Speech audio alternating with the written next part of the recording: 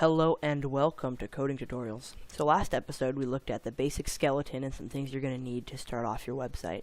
Now today I want to look at some ways to style your website without having to look into CSS.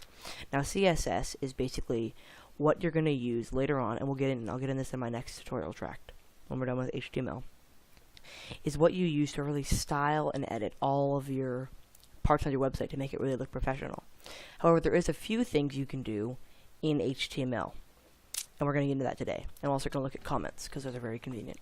So I just made a basic document so we can kind of see. Now, let's just go ahead and look at this and look at our result.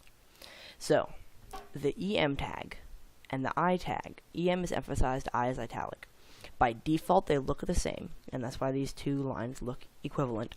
However, it's important to consider that once we get into CSS and we understand how to use that, we can change the way EM looks but not I, and that way if you have a few different things you want to look at, you can make some of them look one way and some. It's just another way of grouping your different aspects of your website for easier changing. And then the same with bold, which is B, and strong. And what bold and strong do is, by default, they do look the same, but they just add the thicker, more emphasis on that particular text. And that's something else you can change when you're looking into the CSS of it. You can change one of them and not the other. Small text is just the tag small, and it just makes the text smaller than that around it. And that you can't really tell with subscript and superscript, so let's just add something outside of there on both of them, so we can see. So let's save that and look at. So subscript just puts that text underneath it, and superscript puts it above. So that's really convenient if you want to show, sometimes if you're doing math or chemistry, you want to show that type of thing, or even just if you want to have something shown in that sort of way, you can help with really styling your website. Now, INS is inserted, and what inserted text does is it just underlines it, so that you can see that translating over here. And then DEL is deleted, and so it just strikes through the text with a straight line, which is really convenient, and then mark highlights the text for you. And so that's all useful. And then if you put the Q tag, that's for quotes, and it italicizes it and puts quotation marks around it and just gives it all the how you want all of your quotes to be displayed. That way you don't have to go through and change each one of them.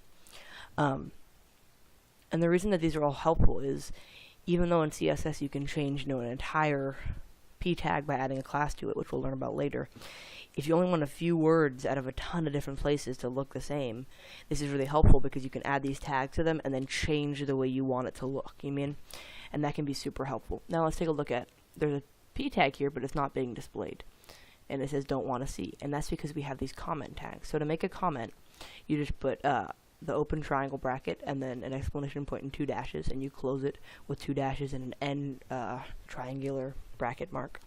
And everything inside, what the text reader does is it just skips this whole line because it's reading, and then it sees this, and it's like, oh, and it skips until it sees this, and then it keeps reading.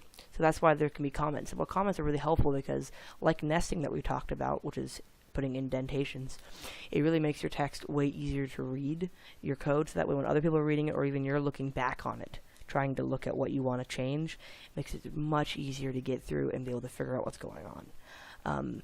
And that's the importance of comments. And what's cool about an HTML, comments can be multi-line, so you can just, if you wanted to, if it was too long and you want to be able to see a few lines, you could do this, and it stays being a comment.